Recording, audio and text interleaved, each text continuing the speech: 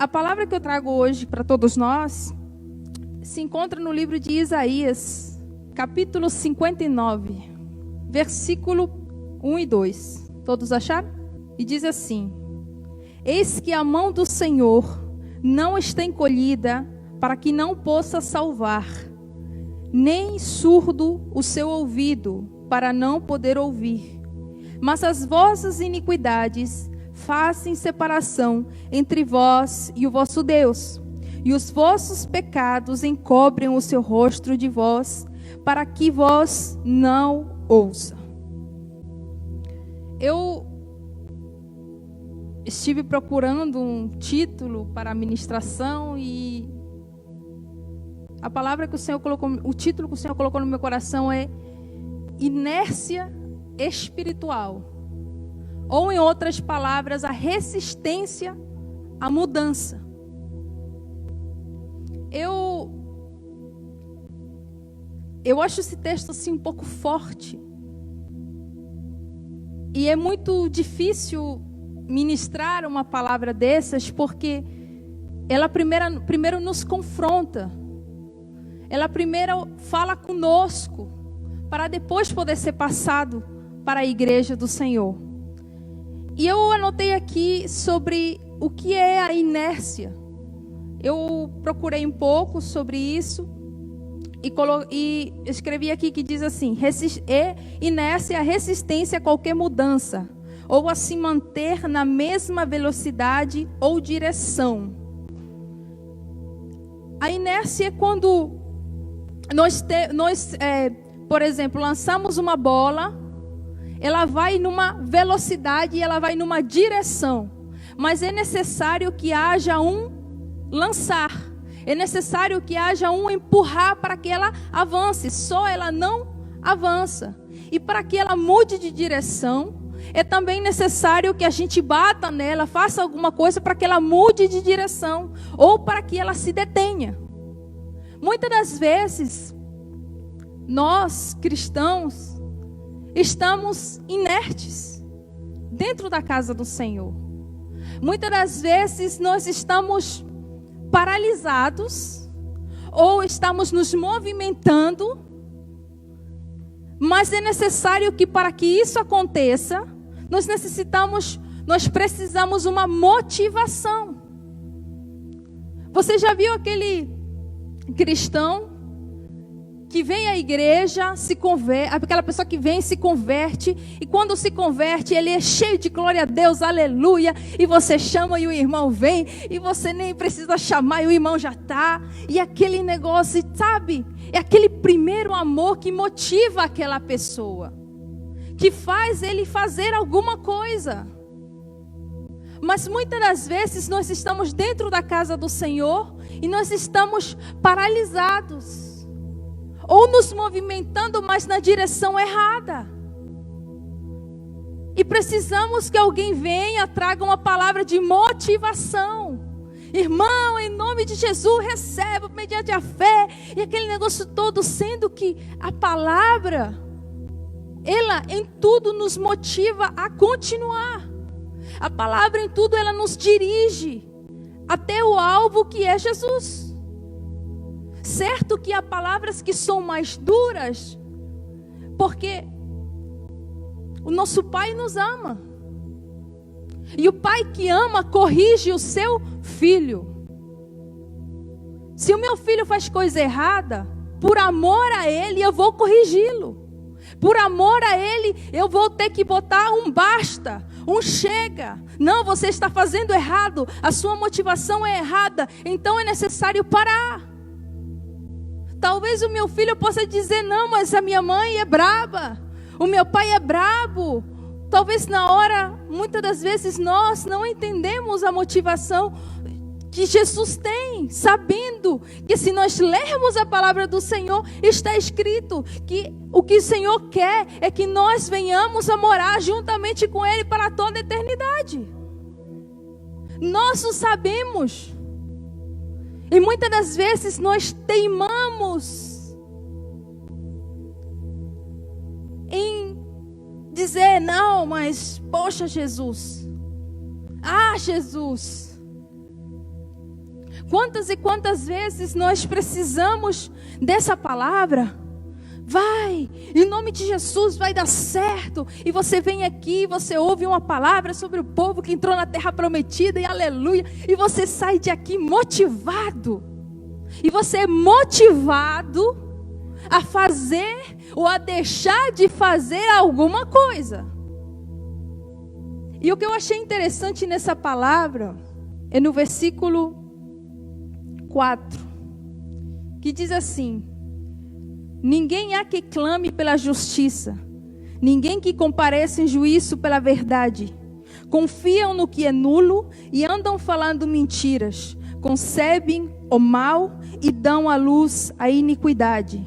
Chocam ovos de áspides ou de serpente, em outra tradução, e tecem teias de aranha, e o que comer dos ovos dela morrerá.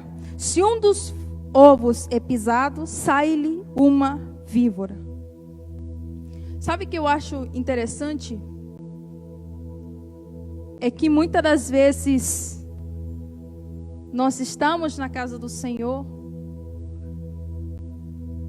e quando a gente disse, se eu perguntar aqui quantos anos de você crente você tem, aí vai dizer 10, eu tenho 20, eu tenho 5, eu tenho 1. E se você pegar o testemunho de cada pessoa é diferente. Mas todos nós passamos por um momento de frieza espiritual. Todos nós somos confrontados a ficar paralisados ou a ficar na mesmice. Sabe, naquela religiosidade. Eu vou para o culto porque eu tenho que ir. Eu vou para o culto porque eu sou obreira. Eu vou para o culto porque eu sou missionário. Eu vou para o culto porque eu sou... E assim a gente fica naquela religiosidade, porque a gente tem que cumprir um cronograma, porque a gente tem... eu vou para o culto porque se eu não for, o pastor vai me chamar a atenção. E o pastor aqui não chama a atenção, não. Ele vem quem quer. Quem quer seguir a Jesus. Vem quem quer seguir a Jesus. Mas, muitas das vezes, o nosso coração está distante do Senhor. Muitas das vezes nós estamos aqui, mas o nosso olhar não está em Jesus. Sabe aquelas pessoas que vão para a igreja, se frustram e não querem mais saber de igreja? Vocês conhecem gente assim? Que se você falar, vamos para a igreja, meu Deus, parece que você está convidando assim. Tem gente que é assim.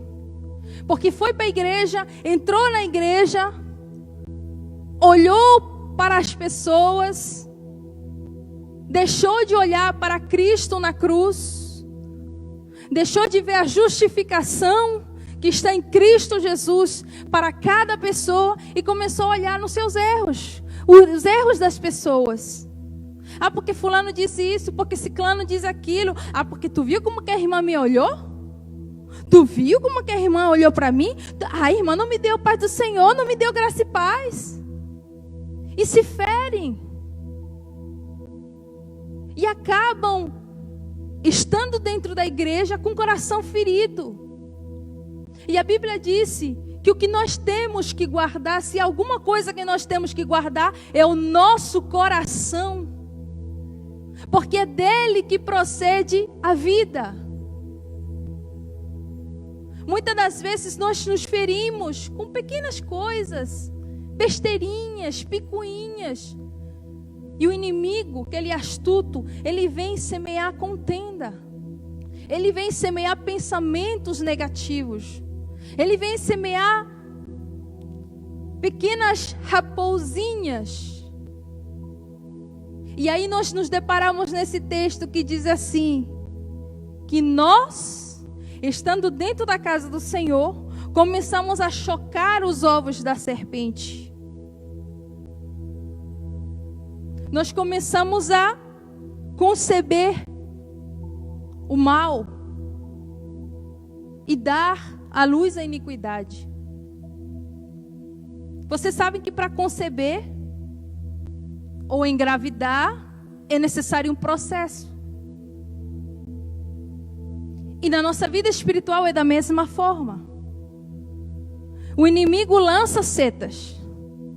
Nós pegamos aquilo, colocamos, deixamos entrar no nosso coração e começamos a gerar aquele pensamento.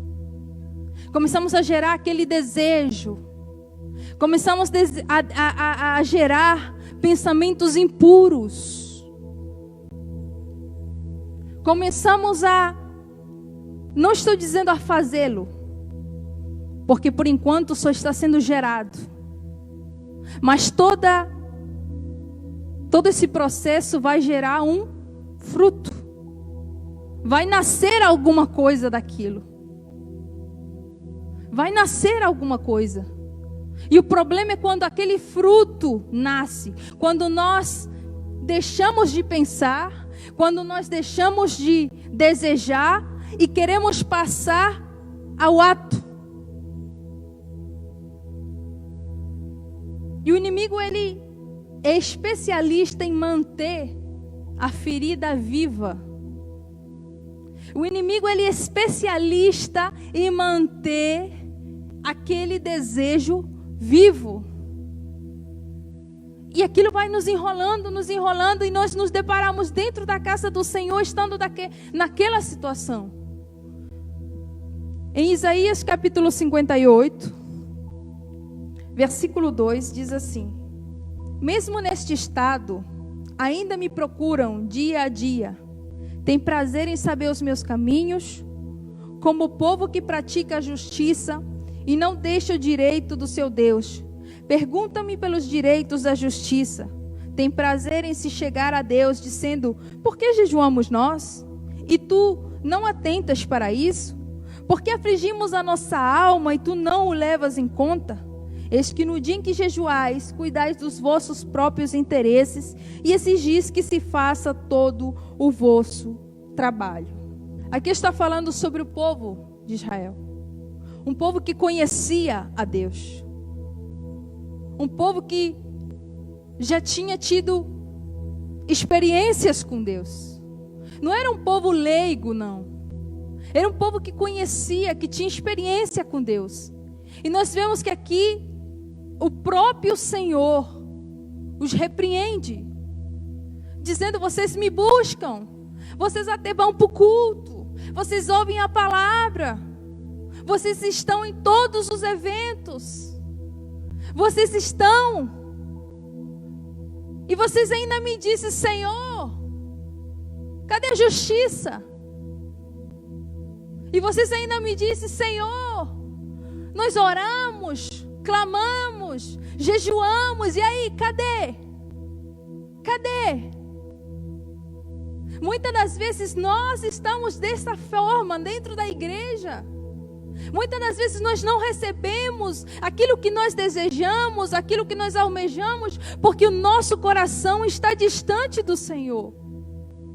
Porque nós buscamos o nosso próprio prazer. E porque muitas das vezes nós não mudamos. Muitas das vezes, aqui o pastor mesmo pregou sábado sobre a mudança, sobre a salvação. Pregou sobre o fim dos tempos. A palavra foi dura? Foi. E o pastor disse agora: você recebeu a chave da vitória? Eu disse: amém, eu recebi. Porque que maior vitória é essa do que ser corrigido pelo Pai quando a gente precisa ser corrigido para a gente poder alcançar a vida eterna. Porque Jesus não nos promete riquezas. É certo sim que seremos abençoados com toda sorte de bênção, mas o alvo do Senhor não é nos encher de riquezas. O alvo do Senhor é que nós moremos com Ele para a eternidade. O alvo do Senhor é que nós nos arrependamos dos nossos maus caminhos e nos tornemos para Ele. Esse é o que o Senhor quer das nossas vidas. Quantas das vezes a gente vem para a igreja e o irmão prega arrepende-te. Vem outro irmão e você vê que sempre vai vindo a mesma pregação, de formas diferentes, mas levam para o mesmo resultado. E muitas das vezes a gente vem, diz glória a Deus, aleluia, se emociona, sai de aqui, sabe? E quando chega lá em casa, esquece tudo que foi ministrado e não há mudança de comportamento. Há simples um remorso. Ai, que legal, Jesus, me perdoa. Jesus. E não há mudança. Se estava olhando pornografia, continua olhando pornografia na primeira oportunidade que tem. Se estava adulterando, continua adulterando. Talvez na primeira semana não, porque até a palavra fez alguma coisa. Até gerou um remorso. Mas passa 2 semanas e volta para a mesma situação. E continua vindo à igreja. E você me diz, irmã, é errado vir à igreja? Não, claro que não. Não importa, venha, se arraste, chegue como você puder. Mas é necessário que haja uma ação. Se eu quero mudar, eu preciso fazer alguma coisa. Se eu quero mudar, eu preciso fazer alguma coisa. A motivação nós temos, a palavra nós temos, a ministração nós temos, os louvores nós temos. Agora é necessário que eu tome uma decisão. Eu me lembro que há uns anos atrás eu morava com Igor, né? E eu não conhecia Jesus. E a gente foi para a igreja, ele estava afastado dos caminhos do Senhor. E nós fomos para a igreja. Quando nós estávamos na igreja, amém, o culto era uma bênção e tal. E eu sempre tive vontade de fazer a obra do Senhor. Mas havia uma regra no ministério onde eu me encontrava. Se eu não casasse, eu não poderia fazer nada. Nada, nada, nada. E aí, eu me lembro que no primeiro ano, eu disse, poxa, o amor, sabe? Aquele negócio todo, tinha vontade de fazer tudo. Que você não pedisse, eu já estava fazendo. Né? E aí, teve uma hora que o pastor chegou, me chamou. E ele disse, até quando, Janine? Até quando você vai ficar na mesma situação? Você está se conformando em vir ao culto, cultuar, aleluia, glória a Deus, mas não vai mudar de vida? Você não sabe que aquilo que você está fazendo é errado? Foi duro ser confrontada, mas foi necessário, porque por mim eu continuaria empurrando, vivendo da mesma forma. E naquele dia eu me lembro que eu até quis brigar com o pastor, sabe? Porque havia uma brecha dentro de mim que não poderia ser fechada enquanto eu, a Janine, não tomasse uma decisão. Não, eu vou casar. Eu vou procurar a documentação. Eu não estava fazendo nada. E aqui a palavra do Senhor é interessante, que ele diz assim, o trabalho de vocês querem que eu, o Senhor, faça. De quem era o trabalho? Meu. Quem tinha que procurar um meio de sair daquela situação? Eu. E eu me lembro que então a gente noivou, né? Noivamos, tá? Vamos noivar e tal. E fomos procurar a documentação. Foi fácil? Não, não foi fácil. Foi muito difícil. Por eu ser boliviana e ele brasileiro, morando numa terra de estrangeiros, ainda sem documento, você já imagina a situação. Foi muito difícil mesmo. Nós passamos quase um ano naquela batalha. E paga documento, e traz documento, e leva documento, e isso, e aquilo, e isso, e aquilo. Fora isso, era uma batalha espiritual muito grande. A gente quase até se separou nesse processo de se casar. Mas foi necessária uma mudança. Agora eu posso dizer para vocês, você sentiu alguma diferença? Eu senti. Após a ministração da bênção, que a gente se casou, até o pastor Daniel estava presente. No outro dia, de manhã, quando eu me levantei, eu senti, no meu espírito, algo tinha desatado. Algo tinha sido arrancado da minha vida. Eu senti, foi tão real. Eu senti que algo saiu da minha vida. Aquele peso que estava sobre mim saiu. Aquele jugo, por quê? Porque eu tomei uma decisão de mudar de comportamento, de mudar de situação. Na nossa vida é assim. Nós temos que mudar, procurar mudar de rumo. Se a pessoa mente, tente não mentir mais, e não só tente, mas faça algo para não fazê-lo mais. Porque o Espírito Santo, ele nos ajuda. A palavra é ministrada, nós a ouvimos, mas enquanto não houver uma disposição minha e sua, nós vamos continuar sendo os mesmos. É por isso que muitas das vezes tem muitas pessoas dentro das igrejas, você observa, hoje em dia, antigamente você dizia, poxa, eu sou cristão, não sei se vocês se lembram, mas todo mundo dizia, poxa, eu vou contratar, é crente. Antigamente era assim. Você falava de Jesus e as pessoas tinham um certo respeito. Você falava, não, eu sou cristã, e as pessoas muitas das vezes diziam, não, podemos fazer confiança, porque é cristã, porque segue os preceitos da palavra do Senhor. Mas hoje em dia, por a iniquidade ter se multiplicado, você fala que é cristão agora, as pessoas até riem.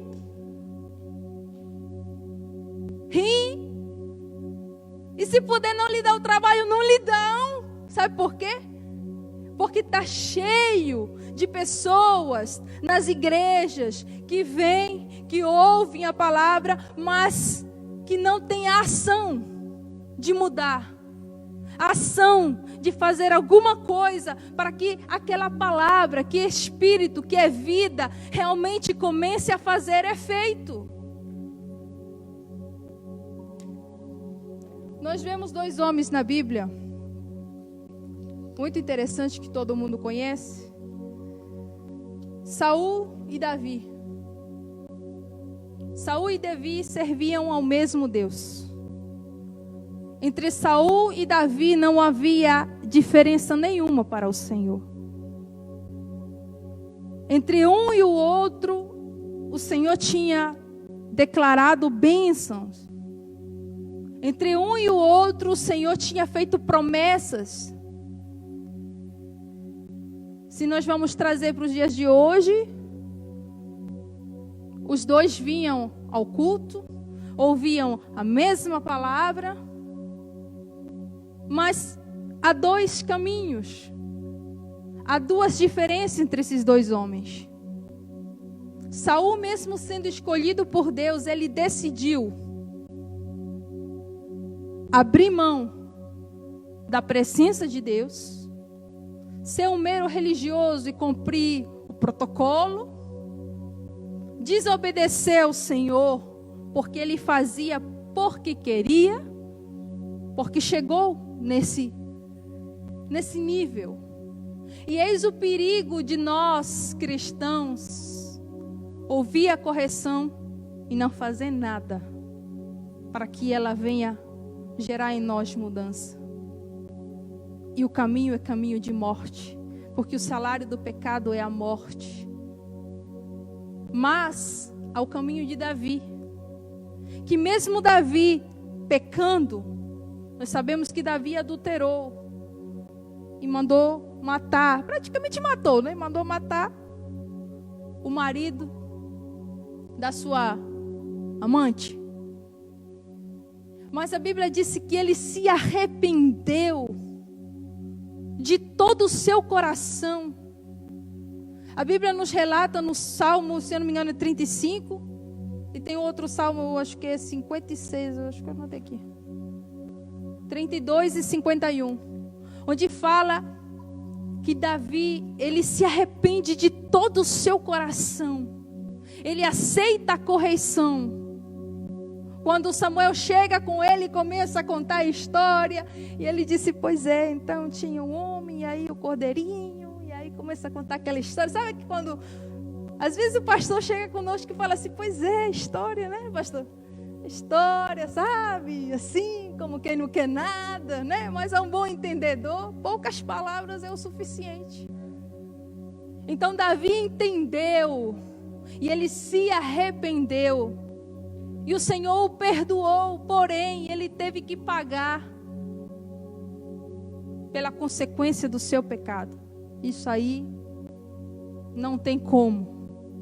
Se a gente fizer, a gente vai receber o salário daquilo que nós fizermos, né? Então, o perigo de nós ouvirmos a correção e não procurarmos mudar de destino, será o destino de Saul. E não é isso que o Senhor quer.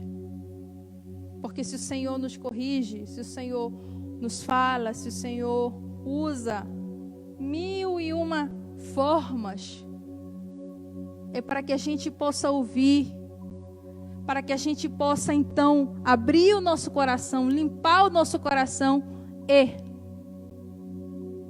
fazer algo. Ah, irmã, eu tenho dificuldade de ler a Bíblia. Leia a Bíblia. Ah, irmã, eu tenho dificuldade de orar. Ore. Ah, irmã, eu tenho dificuldade, sabe? Eu fico assim na rede social e fico prestando atenção nas coisas que não vale a pena. Saia da rede social. Até que você seja liberto. Depois que você for liberto, aquilo não vai mais lhe dominar. Mas será você que vai dominar aquilo mediante o Espírito Santo de Deus que habita em nós. É simples. É simples. É necessário fazer alguma coisa.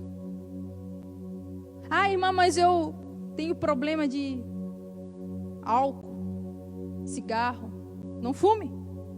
Ah, mas é difícil. É difícil. Toda mudança é difícil. Toda mudança nas primeiras semanas, nos primeiros passos, vai ser difícil.